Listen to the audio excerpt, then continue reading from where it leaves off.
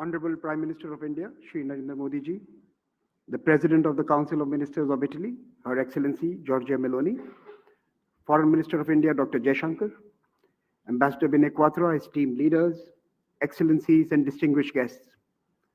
A very, very warm welcome to the 8th Raisina Dialogue. This edition of the dialogue is special. It is the first dialogue in India's Amrit Kal, or Golden Age, an epoch marking the 25 years leading up to the Raisina Dialogue seeks to be an ideas companion in this journey of India with the world. There is a packed agenda for the dialogue in the days ahead that allows us to engage with new voices, new thoughts and new ideas that could indeed change our paradigms.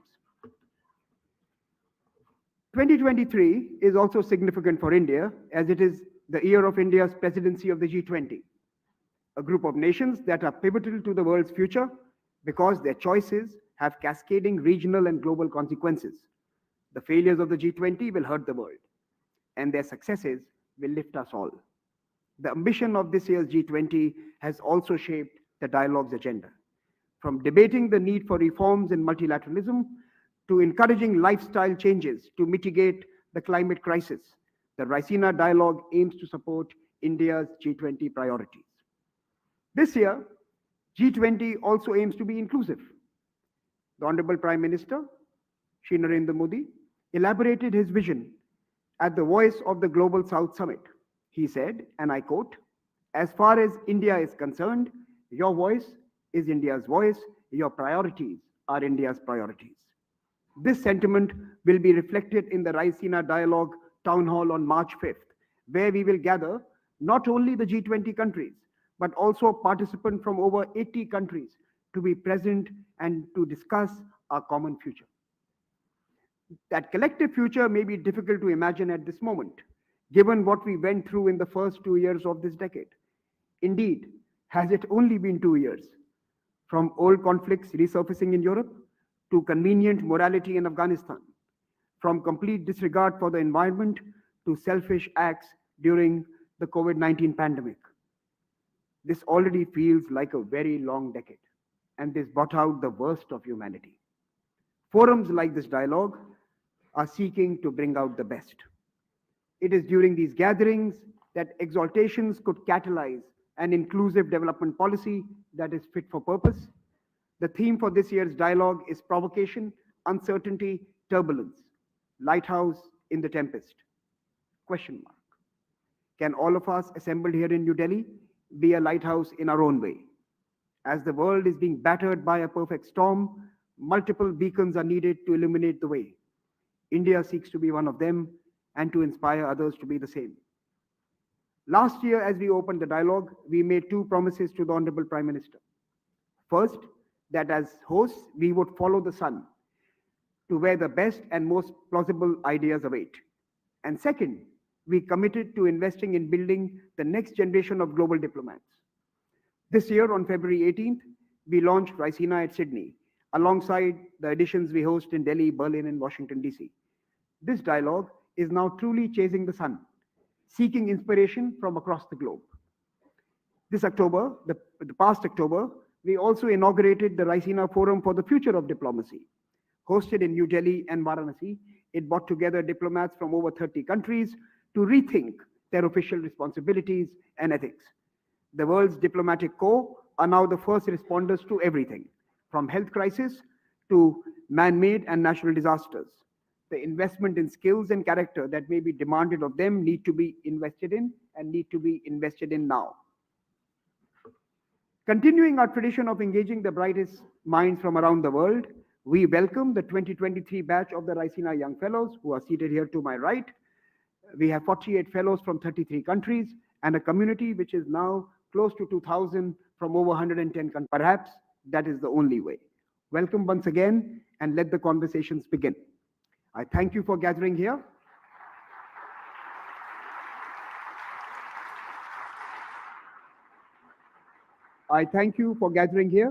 And I want to now invite the chairman of the Observer Research Foundation, Mr. Sanjay Joshi, to introduce the dialogue and our keynote address and inaugural speaker. Mr. Sanjay Joshi, the mic is yours.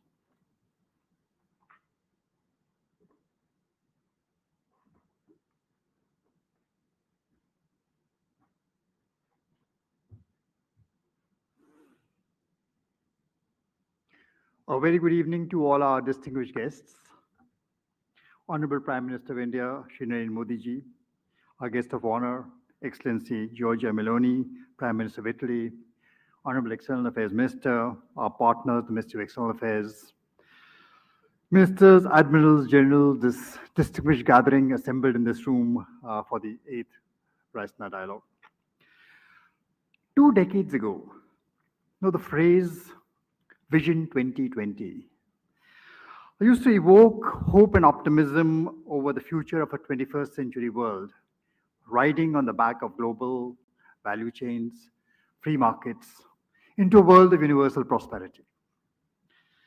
Well, 2020 came, and instead of a well-lit road going to the future, we seem to have hit a series of blind spots one after the other. And today, the engine of globalization, which is supposed to be the engine of growth, lies broken, rudderless. And as we assemble for the 8th edition of Raisina Dialogue, we are challenged responding to a world where multilateralism lies fatally wounded. Wounded in wars that spill into multiple domains that no Geneva Convention controls. Trade, global finance, energy, food, everything is a weapon. A hyper-connected world, hyperventilating on Twitter 24/7, where the pandemic of hate and anger spreads with greater virulence than COVID-19 ever did. Now, what rules of engagement do we now create for countries and people that seem to have no desire to talk to each other?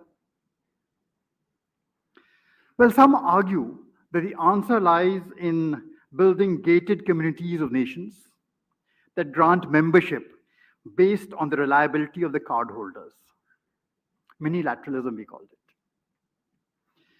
Well, others think that the answer lies in running the world's financial affairs out of a global capital located perhaps in the Swiss resort town of Davos. Both are fatally flawed. The problems that confront us cannot be confined within these walled gates. There's a real world out there which will keep invading, shattering the carefully constructed narratives, the norms, the sanctions that prop up these virtual domains. And caught in between all this are nations, middle powers, beleaguered emerging economies that, given a choice, have no interest in engaging in geopolitical competition, much less playing ball with revisionist powers keen to overturn the existing global order. These nations bank upon global multilateral institutions to manage potential conflicts and smooth the impact of trade wars and great power rivalries. And yet, as the business of governance has got more complex, more complicated, more than ever, we need new rules for the road now. We need new rules of the road now because we no longer travel just as a community of nations. We have been joined by many new actors who can traverse these highways with far greater speed than the nations ever do. And these are tectonic events which are taking place, and the greater their magnitude, the weaker is becoming our capacity to respond to it. And mind you, this is only Act 1 of this play. Already we see technology move in to substitute agency-led order and norms by discrete, anonymized protocols for finance, trade, commerce, and communications. For good or for bad, it is difficult to tell today.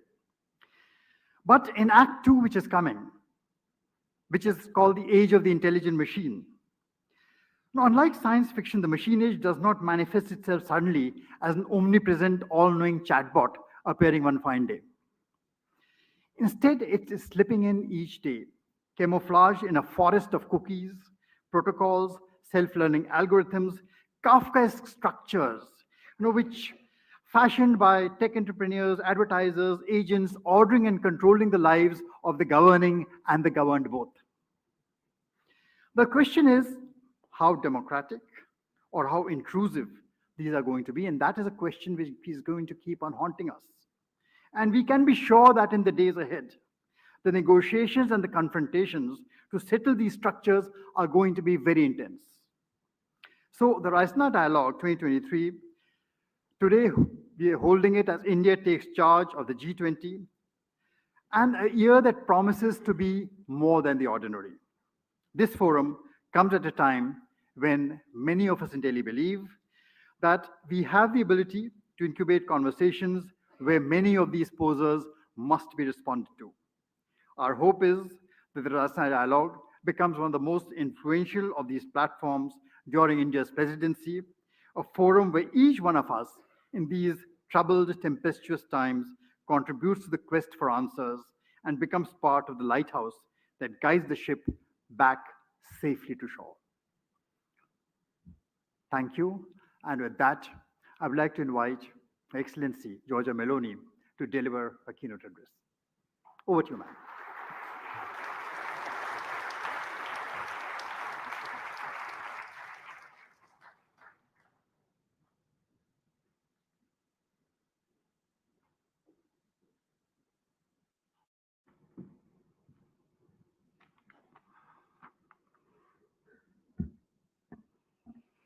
Well, dear Prime Minister Modi, Excellencies, distinguished guests, namaskar. It is an honor for me to inaugurate this year's Raisina Dialogue and to do so in front of such an extraordinary audience, an audience that includes representatives from across the G20, with whom Italy shares a special responsibility to find solutions to our common global challenges. With this in mind, well, I would like to take this opportunity to share my appreciation for Prime Minister Modi's hard work on handling a complex presidency and to reiterate Italy's full support to its success. I am told that the name of this international conference comes from Raisina Hill here in Delhi, from which the government is granted a broader view of India's capital city. In troubled times like today, this is, I think, a fitting metaphor of the vision that we as leaders, thinkers, civil servants need to adopt. It reminds me of the Palatino, the Campidoglio, and the other hills on which our ancestors founded ancient Rome more than 2,000 years ago, from which an extensive network of roads connected different provinces, leading from the center of the Italian peninsula to very diverse cultures. And I think that it is also the way we need of doing politics today. When I was running for the electoral campaign, I said that I didn't want to climb the institutions to gain power. I wanted to climb the institution, for it is the only way that you can have a better view of what is happening and give best solutions. And that is exactly what I see today. As we look at events around us, our identity shapes our field of vision, both as individuals and as nations. Identity is shaped deeply by geography. And at the same time, our thoughts could be shaped by provocation. Here I would like to try to interpret in a positive way the very interesting question posed by the organizers of this conference. And I will start from the word provocation, which could certainly be considered as an affront to our sensitivities, but also as a spur to think in a different way. A challenge to accept the challenges of uncertainty and turbulence of our historic times. This is definitely the era of uncertainty, and at the same time, a period of an unprecedented turbulence. We are in a tempest, and we need to stand tall in considering our common challenges. We need to stand on the hill to take a deep breath and see our lands and seas and their problems in a more enlightened way. We need a lighthouse in the storm. That is why opportunities like events, which risk to be governed only with superficial thoughts and hasty actions.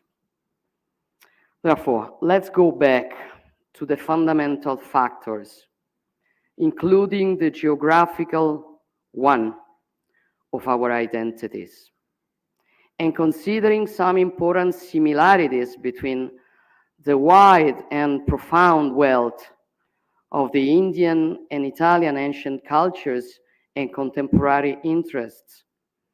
I wonder if one can speak of the concept of peninsularity, which could have a place next to those of insularity and continentality. Italy is deeply European. Our roots and history, they are European. And together with the nation across the continent, we've built Europe's identity through the centuries. Yet all of Italy's long coastlines are bathed in the Mediterranean, the natural environment where the Judaic, Christian, and classic roots of Europe have developed. Geography has shaped our culture, our outward projection, and our growth as civilization. And much like India, the peninsular factor has given us a crucial resource, being both a continental and a maritime nation. A key advantage, making us natural platforms for trade, logistics, and the dissemination of culture and science. For centuries, our maritime flows have looked towards the south and to the rest of the Mediterranean, which remains our natural neighbor, and with whom we are continuing to build mutually beneficial relations.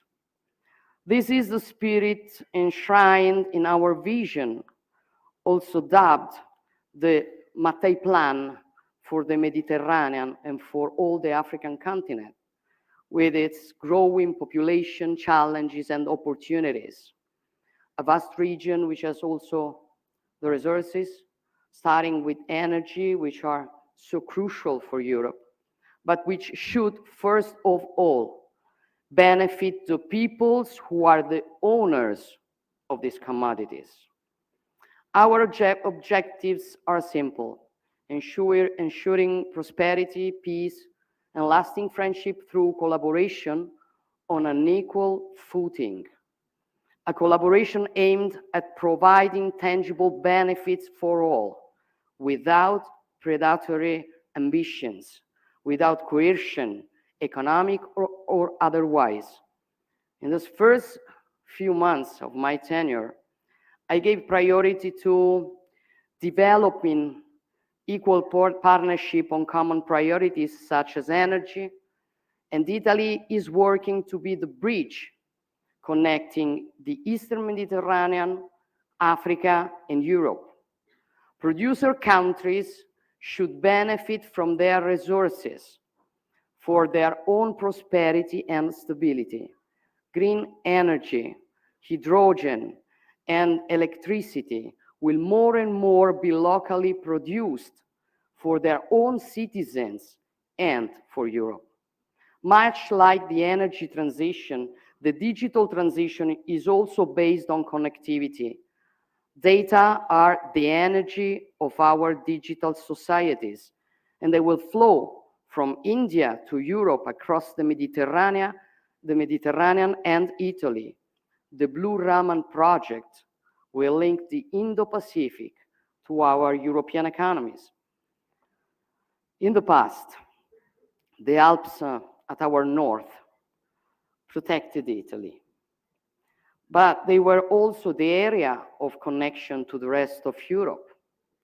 Likewise, the Mediterranean Sea was for centuries a sort of blind alley, the extreme appendix of the Atlantic Ocean. Human progress and ingenuity, however, made the impossible possible. A change in geography, a passage from the Mediterranean to the Indo-Pacific through the Suez Canal. Today, the Mediterranean is really the sea in the middle, the basin which stands between the two major maritime spaces of the globe, the Atlantic and the Indo-Pacific. Italy, with its peninsula, which lies in the very center of the Mediterranean Sea, continues to be in every way a fully integrated part of the Euro-Atlantic community and of the cultural and political West. But it is more and more projected towards the Indo-Pacific, regaining the history of our maritime republics and of Marco Polo, especially after the opening of the Suez Canal. The laws of physics, starting with the communicating vessels, are those of trade. The impact of such a shift are hard to exaggerate. 150 years later, as the Indo-Pacific has become a crucial center for gravity for the global economy, 40% of the EU's foreign trade passes through the South China Sea, and much more transits through the Indian Ocean. Our two regions are more interconnected than ever before. Together, we account for 70% of global trade, and the EU has become the biggest investor in the Indo-Pacific, which contributes to two-thirds of global economic growth. The world's oceans connect us. They are essential to global commerce and our way of life. Today, shipping makes up 90% of all international trade, and freedom of navigation is crucial for our economies. Global interconnection has enabled our economies to cooperate and flourish, but it comes at a cost, especially in times of turbulence with the international community. What happens in Europe affects the Indo-Pacific in ways it would not have in the past. And what happens in the Indo-Pacific has direct repercussions in Europe. This is not a surprise. This is not a black swan. It is rather a gray rhino we should have seen. And it is something we need to keep in mind as we move forward. This implies a new approach on how we work together. We need to see the world through progressive lens, to focus with the same level of attention on both long and short-term dynamics. We face a war of aggression which brings us back to the tragedies of the 20th century, but at the same time, we need to have the necessary vision to be prepared for the challenges of the 21st century. The COVID-19 pandemic shook the foundation of international trade and mobility, exposed profound weaknesses in the resilience of global supply chains and in globalization as we knew it, they said we could solve every problem with free trade. We were going to have democracy and richness for everybody. It wasn't like that. And we have to face what we were wrong in. As we worked to overcome these challenges, recover from the pandemic's devastating impact, and restore global trade flows, the Russian war of aggression against Ukraine disrupt global energy prices, endangered food security, and sent waves of inflation across the world to the detriment of the most vulnerable, especially in the global south. And it also put at risk global stability, peace, security, which depend on a predictable, rule-based international order. Just 1 year ago, we were poised to face the challenges of the 21st century, which were eradicating poverty, addressing climate change, managing the impacts of digitalization on information flows and on daily life in our societies, handling the advent of new technologies such as quantum computing and artificial intelligence.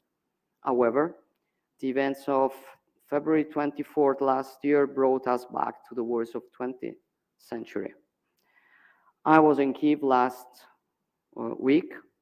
I witnessed a hard reality on the ground and felt the strength of the Ukrainians' national spirit among the destruction. The war is a war in Europe, distant geographically from many other parts of the world, which in many cases are facing their own hardships closer at hand. This should not, however, overshadow the relevance of what is at stake. The Russian attack is not simply an act of war or a localized conflict. It is an act against the territorial integrity of a sovereign nation in violation of the fundamental principle of the global order that enables the international community to thrive. And we cannot allow the very foundations of international law to be threatened, without which only military force would be taken into account, and every state in the world would risk being invaded by its neighbor. These are not only the interests of the European countries. These are the common goods for the coexistence of all countries of the world. We cannot sit idly in the face of this with this provocation at the heart of the UN Charter, which threatens to undermine stability across the globe. And we cannot allow the law of the strongest to overcome the strength of law. I know that there are many who feel that Europe has in the past failed to acknowledge that the world's problems are also its own. And perhaps until the past few years, our geopolitical stance has been less vocal than it could have been. This is no longer the case. And initiatives such as the EU strategy for the Indo-Pacific demonstrate that our views have indeed broadened. Regional affairs rapidly turn into global affairs in today's interconnected world. And unfortunately, Europe's problem today has become the world's problem. Italy and India share a profound conviction that only the rule of law can allow humanity to prosper and develop in balance and harmony. As forward-looking countries with rich cultures dating back millennia, we have a common human-centric vision in which democracy, science, peace, prosperity go hand in hand. The relationship between artificial intelligence and ethics is crucial. All developments must be human-centered. Our strength lies in our human capital, in our abilities to create and to push the boundaries of science, knowledge, and technology while keeping the state at the service of our citizens. We are building new bridge between academic and research centers of Italy and India. Despite the long history of our respective people, we are both young as states. We have had to overcome intense similar struggles to establish ourselves as independent states. It is no coincidence that the Italian Risorgimento was among the sources of inspiration for many Indians fighting for their independence, and that the work of Giuseppe Mazzini, a key figure for Italy's unification, was translated, read, and studied by many Indian patriots. Gandhi himself, whose Young India drew from Mazzini's Giovane Italia, recognized his influence, saying, "There are few examples in the world of a man who alone accomplished this country's resurrection by the power of his thoughts and extreme dedication throughout the course of his life." Our civilizations have met, touched, and influenced each other along the centuries. There are many examples, but one struck a particular chord with me: the discovery of an Indian ivory statue in the 2,000 years old ruins of Pompeii. A powerful testimony of the depth of our historical relations. Our cultures are hymns to life and love, and we will continue to fight with determination against those who worship hate and violence. Terrorism is a cancer that also needs to be faced through a wide international cooperation, and it must be addressed with leadership and resolve. As I sit in my office in Palazzo Chigi in Rome, which is known as the Prua d'Italia, the bow of Italy, I'm often reminded of my nation's maritime nature. As we navigate the waters of the world, we must navigate the new horizons of the 21st century. We need to see better as we move through uncertainty, to strengthen the resilience of our global relationships through greater cooperation and diversification.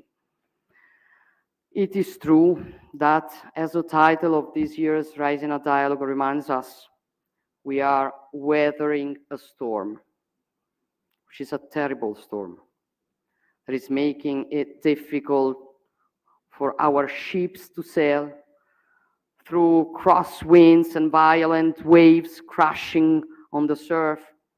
And fear has crept into their crews, and even the most seasoned sailors are hard-pressed to make the right decisions. Those who are at the stern, carrying the responsibility of their crews and of their ships, they can make the difference. And this is precisely the choice we as leaders have ahead of us, either swaying into turbulent waters or guiding our ships towards the safety of a friendly harbor. Our compass is our common endeavor to protect the shared human values that form the basis of our coexistence. India is a key player in this broad landscape, bathing in the Indo-Pacific much as Italy is at the heart of the Mediterranean. And our two countries have important contributions to make together. This is why Prime Minister Modi and I have just announced the scaling up of our bilateral relations to a strategic partnership. Building on bilateral tools and broader programs such as the EU Global Gateway, Europe and the Indo-Pacific, but also Latin America and the African continent are enhancing their collaboration on all fronts, from connectivity to infrastructure and fair and sustainable trade, while keeping in mind the strategic priority for all of us, which is the energy transition. And this will be a key element in the global fight against climate change, to which we all need to contribute with different tasks and responsibilities. We have to do it bearing in mind our responsibilities towards the future generation, but also to our citizens today. And we need to do it in a balanced way. Each country has to do its part. Failing to do so, it would have a profound impact on humanity worldwide, directly through food shortage, drought, extreme weather events and other disasters, but also indirectly through new conflicts arising from climate-induced migrations and transboundary disputes over scarce resources. The need to accelerate the energy transition has been compounded by the energy crisis, which has highlighted the vulnerability of economies across the world. It has, however, also shown that global coordination on climate change is not a zero-sum game, but a true shared interest. The same is true for technological development and dissemination, where Indian countries throughout the Indo-Pacific have a central role to play, given their highly skilled workforce, their resources, and their strategic position along the global value chains. Our ability to work together on renewable energy, green hydrogen, circularity, and the twin transition will determine our success. And it requires a functioning international order. And this is something that we humans of the 21st century cannot do without, and that we need to nurture and reaffirm at every turn. The governance of multilateral organization must be updated, but the cornerstones of multilateralism cannot be put in question, as they are also the cornerstones of peace and freedom. Let us not feed the false metaphor of a world divided, the West against the rest. The unshakable unity in the face of the growing threat to international peace and stability goes well beyond the Western interest. It is a common interest. And this is, I believe, a key message that could emerge from the Indian G20 presidency, as well as from the Raisina Dialogue. A message of hope, a message of unity. Every nation can be a lighthouse. With the wealth and pride of its tradition and identity, which somebody would like to forget or hide or kick, but we are nothing without our roots, our rights, and the capability we have to recognize them. They depend from our tradition. And who wants to kick our tradition, our identity, wants to kick our rights. So it's an important struggle that we are facing all over the world. And I know that on this, we do agree the same point of view. Lighthouses do not obscure each other. but they can shine together and help all of us to navigate in these troubled waters. Thank you very much.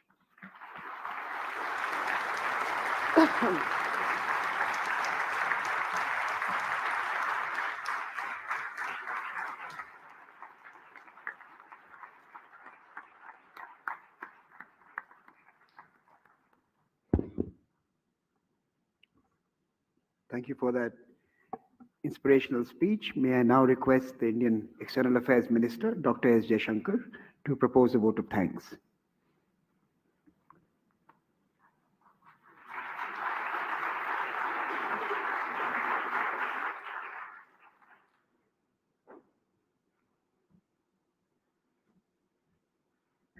Prime Minister Narendra Modi ji, Prime Minister Giorgia Meloni, my distinguished foreign ministerial colleagues, Excellencies, ladies and gentlemen.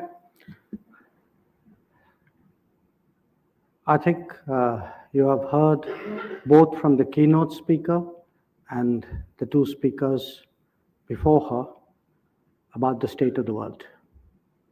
And that state of the world is captured obviously by the theme of this conference. But it's up to each one of us to see whether we put the focus on the tempest or the lighthouse. I think a lot of us, certainly in India, we can see the lighthouse shine quite brightly. We believe that for all the challenges in the world, there is the leadership, there is a vision, there are solutions, and much of that today forms the agenda of the G20. So it's my honor today to propose a vote of thanks. I particularly thank Prime Minister Meloni for joining us this evening. I thank the Prime Minister, Narendra Modi ji, for keeping his word year after year of being here. And to all of you, I wish you a very, very productive conference over the next few days. Thank you very much.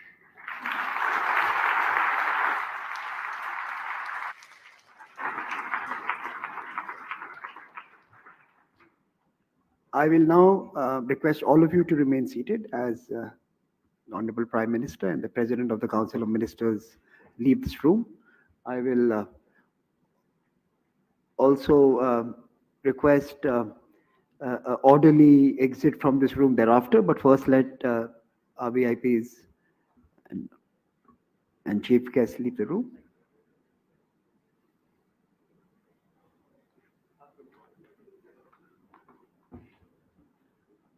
Thank you so much. If I could request everyone to please remain seated. Please remain seated while the Prime Minister goes into the Wazir room.